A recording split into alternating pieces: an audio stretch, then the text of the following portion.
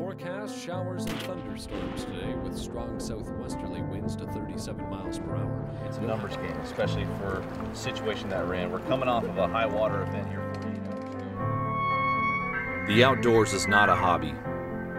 It's not our passion. It is our way of life. We make the perfect cast, slow our breathing to execute a perfect shot, spend hours researching locations and techniques. Regardless of effort, we fail.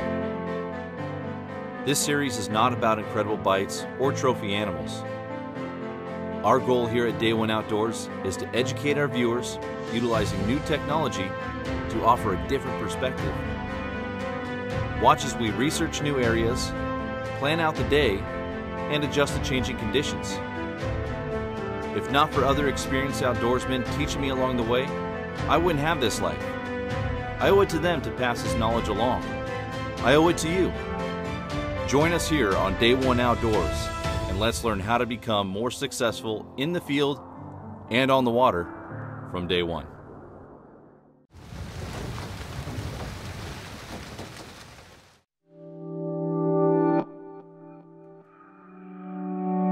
I got started kind of on the ocean thing just for how busy the river started to get.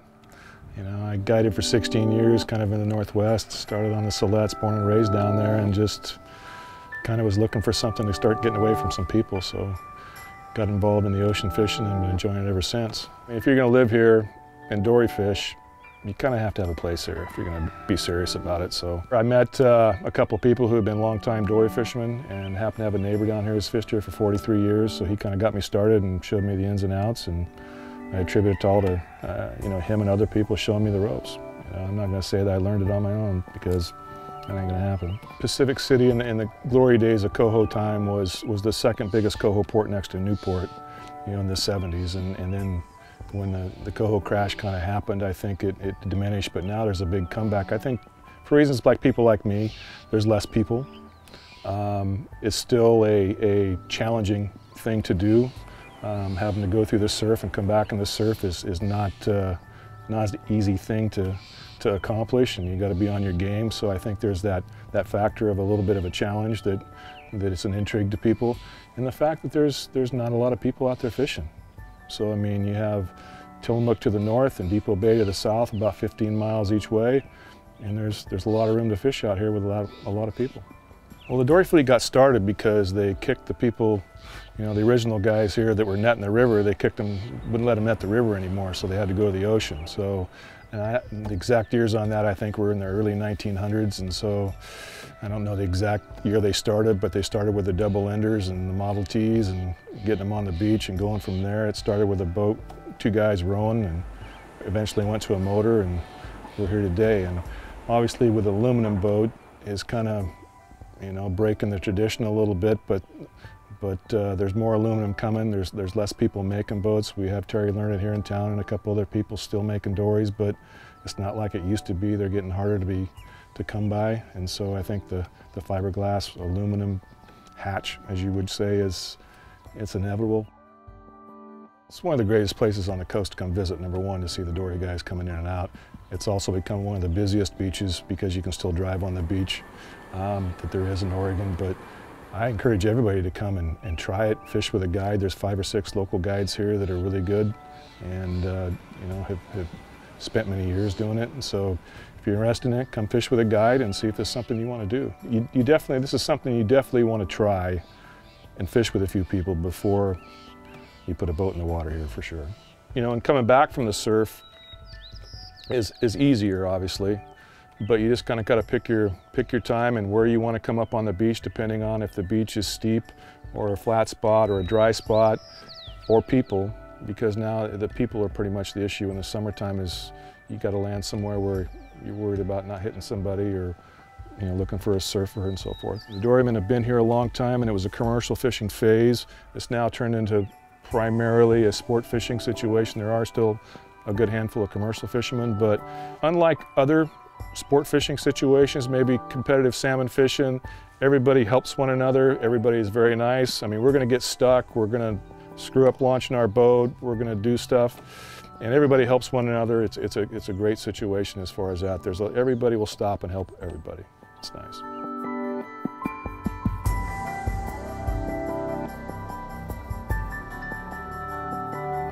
We'll start on the reef for some bottom fish, and we'll go up and try to, on the reef up north here a little bit, and try to catch some lingcod.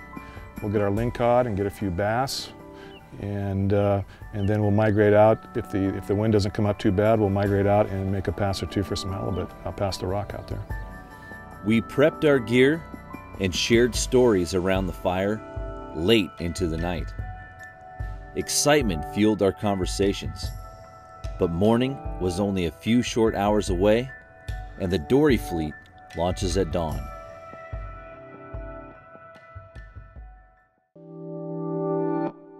Launching is looking to see big set come in, and you try to back your trailer in and think it's going to lay the flat spot, but timing's never everything. So I mean, it never seems to come out correct.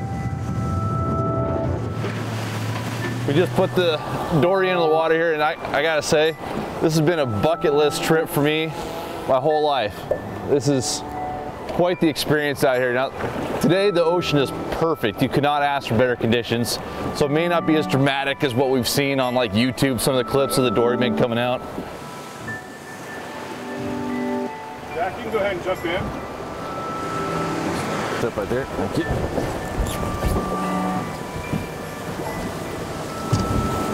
Awesome.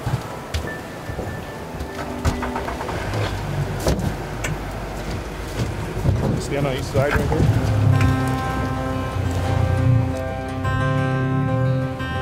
Pretty cool sight, seeing all the dories coming off the beach. We're just coming through the surf right now, and this is calm. Seeing rougher days up around Portland on the Columbia.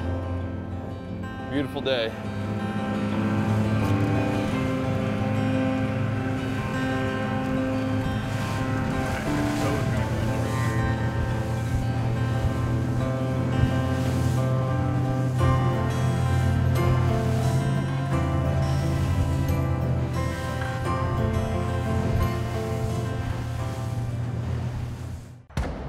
Fishfield is your one-stop shop online for the gear you need here in the Pacific Northwest and beyond. From salmon and steelhead, saltwater, trout and kokanee, even crabbing. Visit fishfield.com today to place an order with no sales tax and have the gear you need shipped fast. Fishfield.com, we have what the Northwest outdoorsman needs. Every once in a while, a new lure comes along that catches every angler's attention.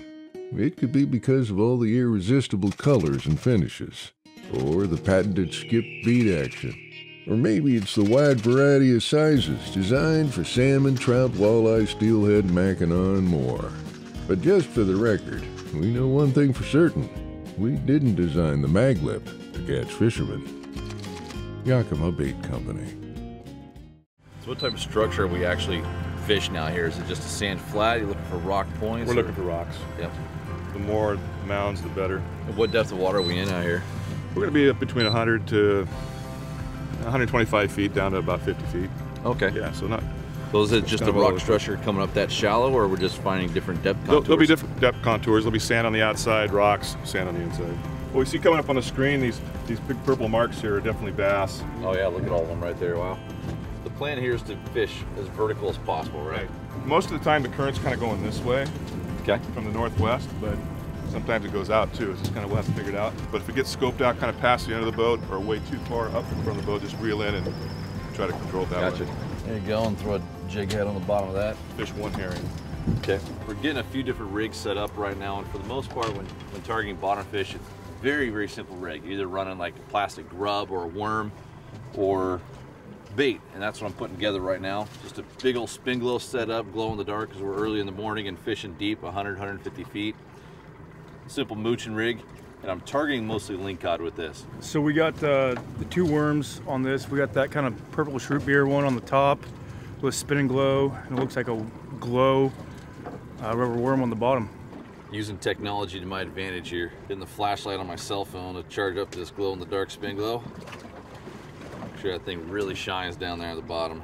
Time to get it down. What's going on there? We got a little LINGCOD here. Nice, man. That was quick. Yeah, took it and went straight down to the bottom. Glow in the dark rubber worm on this one. What I like to do is let the herring hit the bottom, reel it up a couple cranks, and then put it in the holder. And you'll see the rod load up with the fish on it. And I just leave it in the holder and just crank. Kind of like you'd be cranking up a halibut. Just real nice and slow. You find a wall of bass like this, usually the LINGCOD are, pretty good chance the LINGCOD are right there too, below them. Yeah, so this is the red and white spin and glow on top of the glow worm. That's what we got our first ling on today. Oh, you little bugger, eat it. You know it's a big fish when they're eating a bait that big. Do they strip the bait pretty easy? They can, yeah. Really? Oh yeah. Well, that was a good bite too. Yeah, that was good. So do I need to get right on them? Nothing wrong there, they just need to hook up. All right, I better reel up and check it. See the teeth marks there?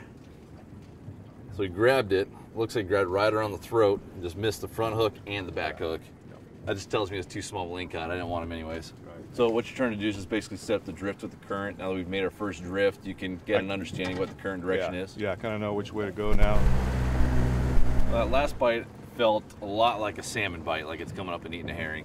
And what I'm trying to do right now is just keep that lead as tight to the deck as possible. I got that spin glow to keep my hooks, my bait up off the deck, then a short dropper so I can just bounce the lead. Okay. All right. Oh, I just pulled out of his mouth. Can't believe that. He was eating on it forever. What you don't want to do is let him take it for too long, 'cause he'll suck you right back down the rocks. He just didn't have a hook in him. Man, that's 2 bites. I missed them both. How do they miss those hooks? I've had a couple bites and they have not held on. So I'm gonna juice it up a little bit, throw some predator juice inside of that bait and see if when they grab onto it, if it juices out, if that gets them to be a little bit more aggressive and hang on to that bait a bit more. It was good. Just bounced bottom, came up about a crank, and then bam. Simple as that. When you're on them. Looking for some mounds out here. There's a couple mounds, particular peaks of rocks. You just kind of, it's like going from first, second, and third base. You just kind of keep rotating around until you find a school of fish on one of these mounds out here.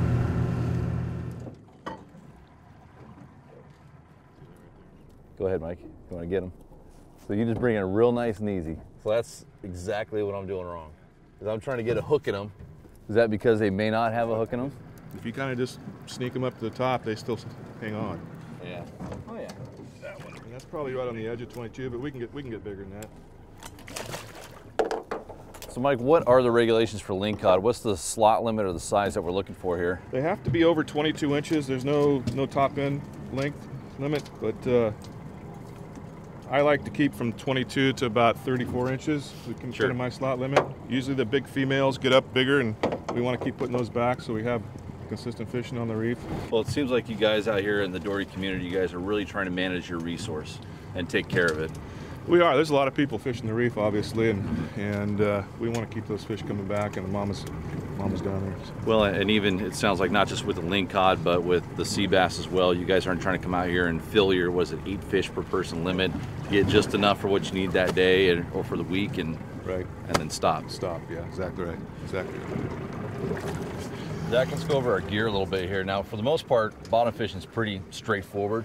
And so we're just running our salmon rods because they can handle that 2 to 6 ounces of lead that you need to get down 80, 100 feet. But as far as line goes, I mean, you're the line expert. That's your business. You can use monofilament, but we're using braid for a couple reasons. One, because there's no stretch sensitivity. We can feel exactly the type of structure we're fishing, whether it's rock or sand, which is important when targeting these fish. But also because of the line diameter. Explain that a little bit, how braid is thinner than mono or fluoro.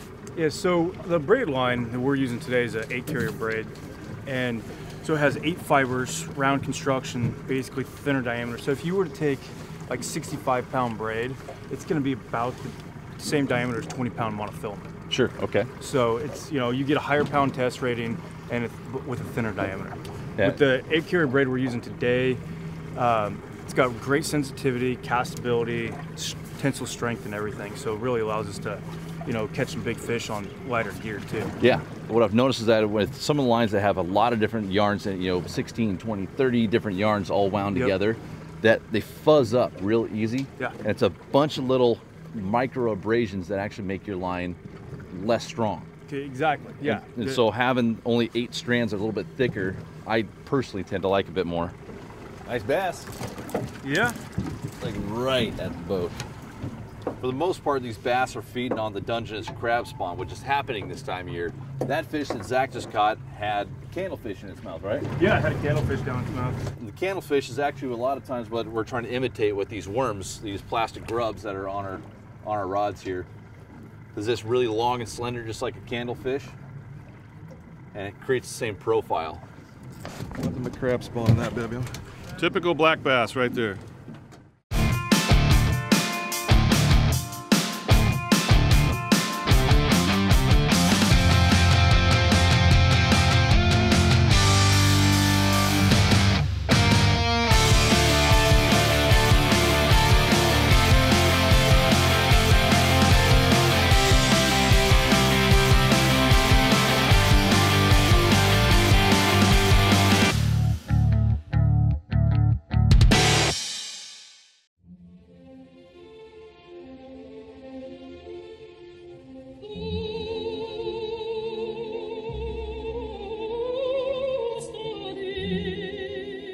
Salmon swim up to 3,000 miles to return to their exact place of birth to reproduce.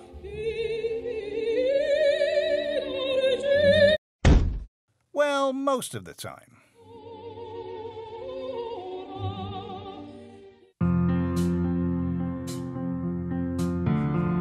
So this fish here, it didn't even feel like a bite. He's just, oh, okay, well, now it feels like a bite. Yeah, it does. Yeah. Then we just hit shallow spot too, so I want to try and get him up off this rock. But he just came up and just mouthed it. I didn't feel hardly anything at all. Nice and easy, Mike. Nice and easy. Nice and easy. Oh, man. Oh, man. I mean, it's pretty typical. You find the bass, underneath the bass, generally there's cod, so. Yeah, you've hit the nail on the head with that. Every time we get a lot of fish marked on the graph, just pretty quick it happens. This guy feels bigger than the last one. So as we mentioned earlier, we're just using our salmon rods. It makes this really fun. You know, we're running 4-6 ounces of lead. When you're catching a 3-4 pound sea bass, you really feel it.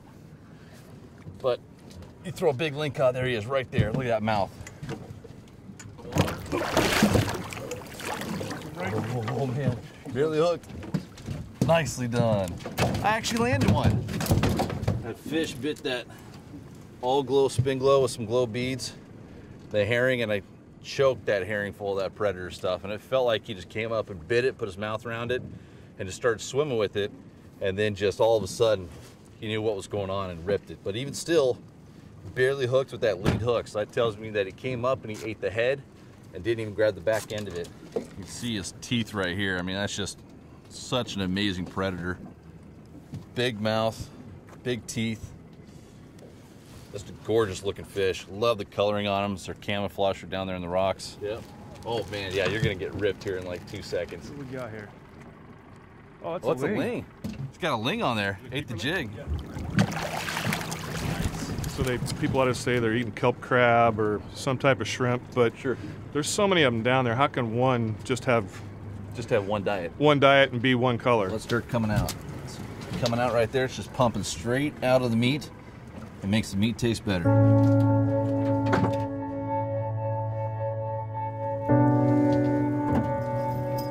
Yeah, just slow and steady. Oh, we got a big one. A big one. Yeah, we got a big bass. Holy cow, look at that thing.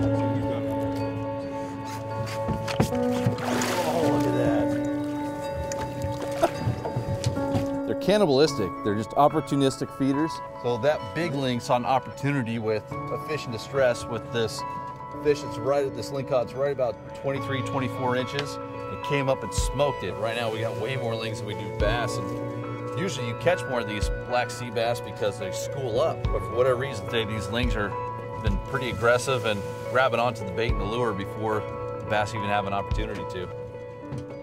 Yeah, this lingcod here is something that's been chewing on it. Well, most likely another lingcod. Had it by the neck and the head there. No, it fought pretty good. You know, honestly, felt like I had a little black rockfish on there. Then that lingcod kind of felt like it came up and snagged it, but who knows? Right. Oh, look at what it just spit up. I'm using that for bait right there. There you go. That's what you want. So this lingcod, there you go. I'm just saying. Spit up a little octopus. I'm putting that on for bait. Clearly, that's what they're eating. Put that lead hook in. I don't know if I like that hook placement, but all right. Yeah, that'll be a good bait. Oh yeah, there he goes. That was on that octopus there. We just came over a little high spot with big rock on it. And that one felt like slack bite. Oh boy. Oh, nice, good job. Perfect. Is that our last ling right there? Last ling. Cool. So we're tagged out on lings. Mike, I can't thank you enough for bringing us out here. This is awesome. So what time is it? About 8:30 right now? 8:30. It's already been a successful day, especially since we got crabs to still go in and get, and we still got a chance to maybe get a few more sea bass. But if we get some halibut, man, that'd really make the trip. So let's at least give it the old college try here. We just pulled up out here onto our halibut spot, and it's really nice having Mike out here with us because he has waypoints already set up, and that really helps when trying to dial in your drift. But we're gonna go through our gear here real quick. We're stepping up our gear in size just because we're going to have bigger fish, heavier leads, and deeper water. So starting out with the rod here, this is a 20 to 40 pound rod. This is the Tuna Dog series from Lamb Glass. We use these for fishing for tuna, whether it's fishing traps or on the troll.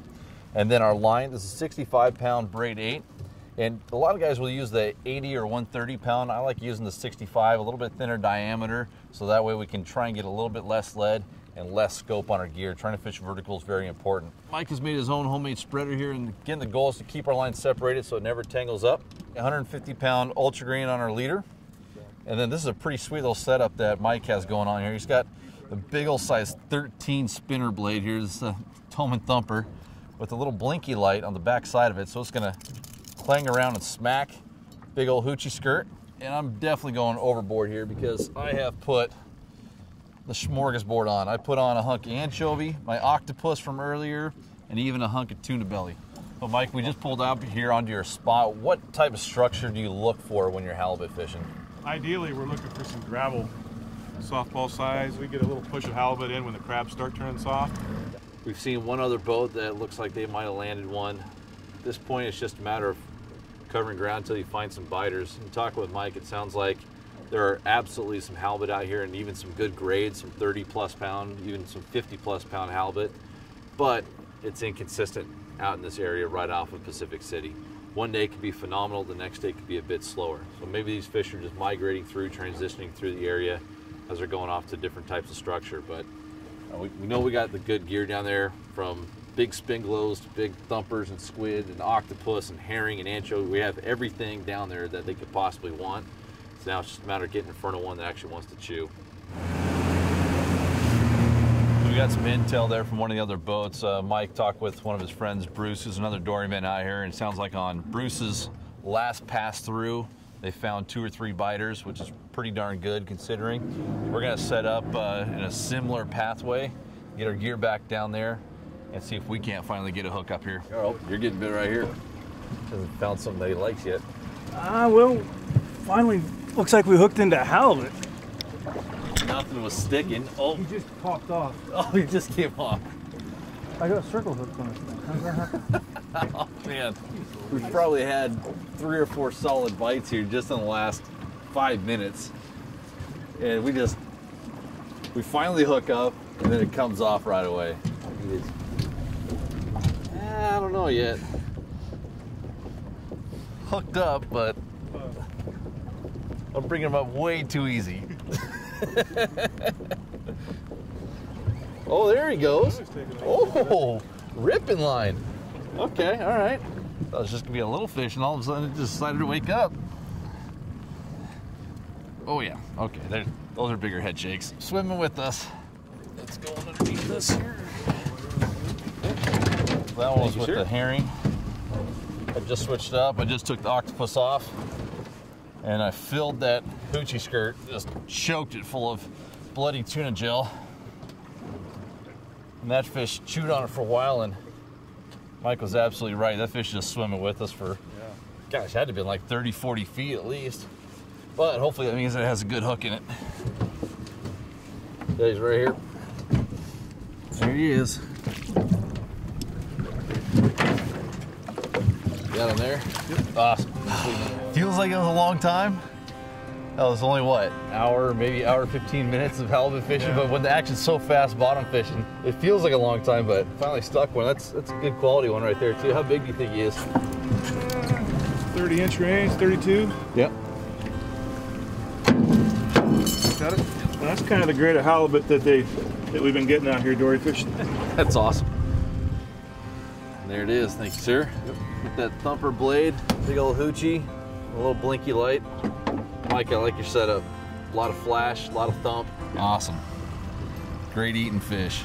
I know this sounds a little bit counterintuitive, but we got our one halibut, we checked that box. Now it's time to go get crab. You know, we don't want to take advantage of the fantastic fishery that we have here. This is enough to feed us. So we'll share this amongst everyone and go in and fill up on crabs now too. Yeah. Thank you, Mike. Or for any reason, if it slips off, we have to make sure the line's clear. So I'm flaking it away from Zach and keeping it clear of my own toes here. So if it goes, we have 2 sets of hands on the line to keep it clear and let it go back down. Good. We want to keep the females down there in the water, reproducing as many as we can, so that way we can be good stewards of the resource and get lots of these healthy males. That's a great looking one right there. Want to measure for me real quick, Mike? First time I've been bit by a crab in a long time. Takes my hand.